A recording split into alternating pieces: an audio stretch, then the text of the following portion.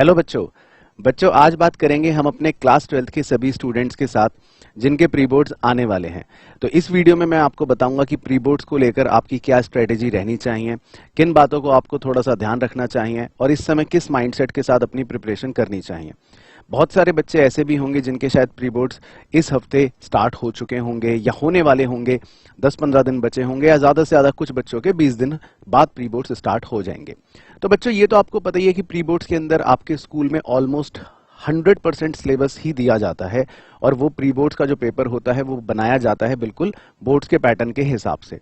तो अब देखो, प्री बोर्ड्स का जो पेपर होता है वो थोड़ा सा स्कूल के अंदर डिफिकल्टी ज्यादा रखकर बनाया जाता है।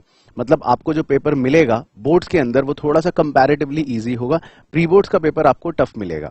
अब इससे होगा क्या कि आपका थोड़ा सा कॉन्फिडेंस इस समय शेक हो जाएगा, आपके हो सकता है थोड़े से नंबर कम आए, तो आपको लगेगा कि शायद मेरी तैयारी सही नहीं है। तो पहले से ही इन बातों का ध्यान रखना है। तो अब किन चीजों का आपको मेरे साथ फोकस करके यहाँ पर सुनना है ध्यान से, ताकि अपने प्री बोर्ड्स की तैयारी के लिए आप इन बातों को जरूर ध्यान रखना। और अगर आप इस स्ट्रेटेजी को फॉलो करते हो, इन बातों का ध्यान रखते हो, तो आप देखना कि आपके प्री बोर्ड्स में अच्छे मार्क्स आएंगे जो अल्टीमेटली बोर्ड्स के मार्क्स आपको ज्यादा लाने में हेल्प करेंगे।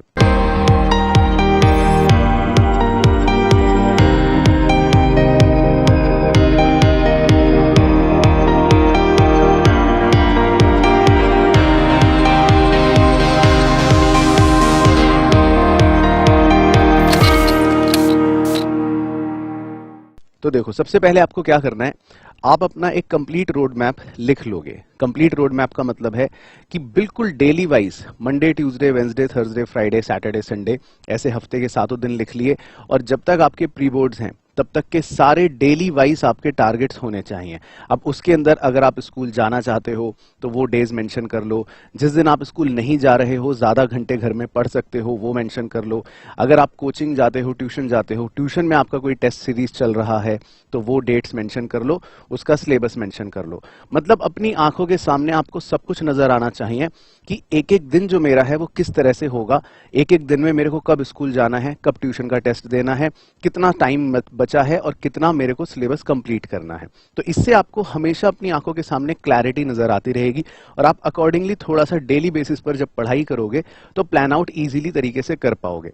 अगर आप ये चीजें लिखोगे नहीं, माइंड में सोचोगे बस प्री बोर्ड्स हैं, 10 दिन हैं, कर लेंगे, ये है वो है, तो फिर आपकी क्या है, चीजें पीछे छूटनी शुरू हो जाएंगी। पता चला आप ट्यूशन के टेस्ट के लिए भी प्रॉपरली नहीं पढ़ पा रहे, किसी दिन स्कूल जाना पड़ गया तो आपका टाइम वेस्ट हो गया। तो अपने अब अगले 15 दिन को डेली बिल्कुल लिख लो और डेली के डेली उनको कैसे प्लान आउट करना है वो आपके पास रिटर्न होना बहुत जरूरी है। दूसरी चीज, आप कोशिश करो कि अपना 80% सिलेबस जरूर कंप्लीट करके जाओ। यानी कि वैसे तो आपके स्कूल के एग्जाम में प्री बोर्ड्स में ऑलमोस्ट 100% सिलेबस ही आएगा, और अगर आप अभी ट्यूशन जा रहे हो या सेल्फ स्टडी कर रहे हो और आपका सिलेबस अगर अभी काफी पीछे चल रहा है या आपको लगता है कि मेरे कई चैप्टर्स बचे हुए हैं, तो अगले 5 से 10 दिन आप सिर्फ फोकस करो अपने सिलेबस के कंप्लीशन पर। मिनिमम टारगेट लेकर चलो कि मुझे 80% सिलेबस तो कंप्लीट करके ही जाना है प्री बोर्ड्स में। वो बहुत जरूरी है, क्योंकि अगर आप बिना सिलेबस कंप्लीट करे चले गए प्री बोर्ड्स के अंदर तो आपका बहुत ज्यादा कॉन्फिडेंस शेक हो जाएगा, जो इस पॉइंट ऑफ टाइम पर सही नहीं है। तो अभी टारगेट अपना रखो कि मेरे को सिलेबस तो कंप्लीट करना ही है, 80% मिनिमम, कोशिश करो 90, और अगर 100% सिलेबस कंप्लीट करके जा रहे हो that is best of the best. अब तीसरी इंपॉर्टेंट चीज जरूर ध्यान रखना बच्चों प्री बोर्ड्स के लिए, कि प्री बोर्ड्स में आप ये मत सोचना कि मेरा टारगेट ही 100% या 95% मार्क्स का है।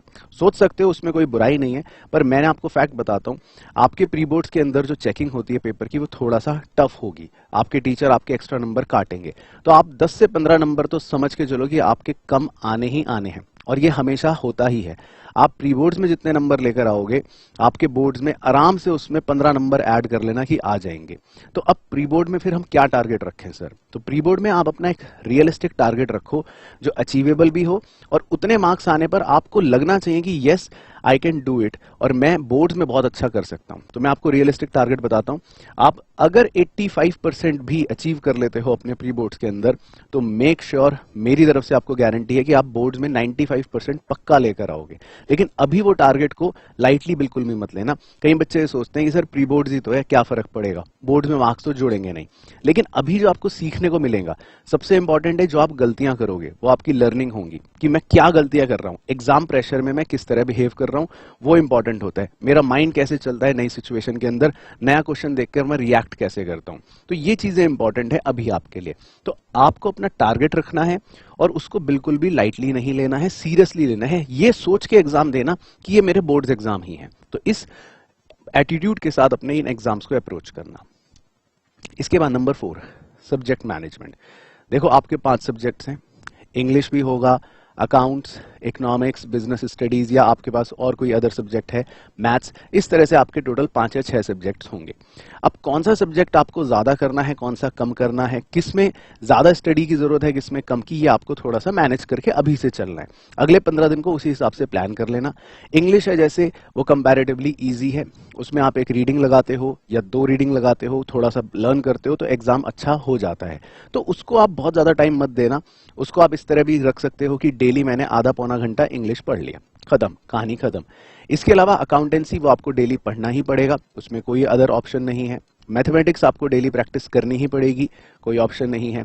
बिजनेस स्टडीज जिसमें आपको पता है कि सिर्फ रटने का काम है मेनली, तो आप उसमें अगर आपके अपने समरी नोट्स बने हुए हैं तो उन समरी नोट्स को डेली थोड़ा थोड़ा पढ़ सकते हो, और एग्जाम वाली छुट्टियों में उस पर पूरा टाइम तो दोगे ही।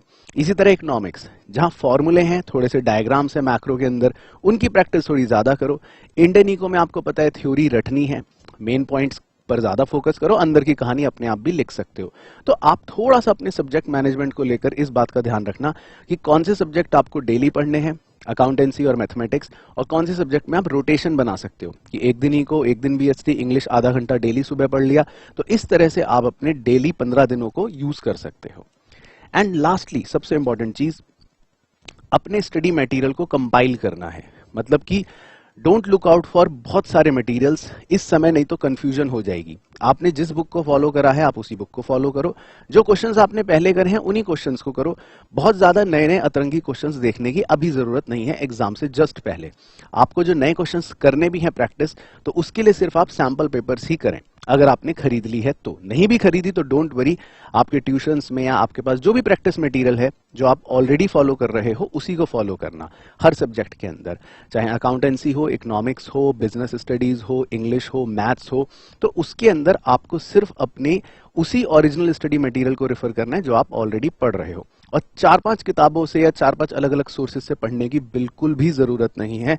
आप जिस भी सोर्स से पढ़ाई कर रहे हो उस सोर्स से अच्छे से करके जाओ, वो इंपॉर्टेंट है। एक सोर्स से अगर पढ़ाई कर रहे हो तो उस एक सोर्स से 5 बार चाहे पढ़ के जाओ, वो ज्यादा बेटर है रादर देन अलग अलग सोर्सेज से आप पढ़ाई करो। तो आप अगले 15 दिन इन बातों का ध्यान रखना। 15 दिन का प्रॉपर प्लानर बनाकर लिख लो। अपने 80% सिलेबस को मिनिमम खत्म करके जाना है। एग्जाम्स को बिल्कुल भी लाइटली नहीं लेना है, यानी कि सीरियसली लेना है। अपना टारगेट रखना है कि कितने % डाले हैं। सब्जेक्ट मैनेजमेंट अभी से करके रखो, यानी कि डिसाइड करो कौन सा सब्जेक्ट डेली, कौन सा सब्जेक्ट ऑल्टरनेटिव, कितने घंटे कौन सा सब्जेक्ट पढ़ना है, depending upon your own analysis कि किसमें आप ज्यादा स्ट्रांग हो, किसमें आप थोड़े से वीक हो। और अपने सारे स्टडी मटेरियल को एक जगह कंपाइल कर लो। अगले 15 दिन कुछ नया नहीं करना, उसी स्टडी मटेरियल को अच्छे से फॉलो करना है। तो ये थी वो 5 बातें और इंपॉर्टेंट जो आपके इस प्री बोर्ड्स में डेफिनेटली मार्क्स इंक्रीज करवाएंगी। तो आपको अगर ये वीडियो सही लगी, पसंद आई, तो अपने दोस्त को भी जरूर शेयर कर देना, क्योंकि वो भी बेचारा प्री बोर्ड की स्ट्रेटेजी में परेशान हो रहा होगा। और कमेंट करके मुझे जल्दी से बताना कि आपने अपने प्री बोर्ड्स का क्या टारगेट रखा है, और ये टारगेट बिल्कुल सिंसियरली लिखना और अचीव करना आपकी जिम्मेदारी है। All the best.